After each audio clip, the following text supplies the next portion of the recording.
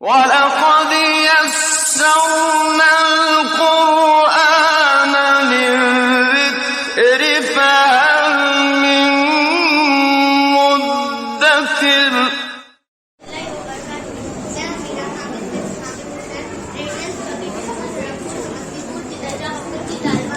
آج میں آپ کے سامنے قرآن حکیم کے بارے میں کچھ بتانے جا رہی ہوں۔ قرآن حکیم سورۃ الحجر آیت نمبر 87 میں اللہ تعالیٰ کا ارشاد ہے وَلَقَدْ آتَيْنَاكَ سَبْعًا مِّنَ الْمَثَانِِ وَالْقُرْآنِ الْعَظِيمِ۔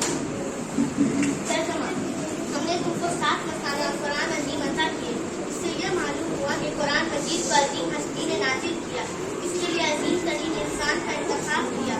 جو لوگ اس پر ایمان لائے اور اس کی رہنمائی قبول کی انہیں عظمت عطا ہوئی۔ اس کی تعلیمات عظیم فرد اور عظیم معاشرہ بنانے والی ہے۔ اس میں کوئی بات عظمت کی منافی نہیں ہے۔ اس کی تعلیمات فکر و کردار کی عظمت میں اضافہ کرنے والی ہے۔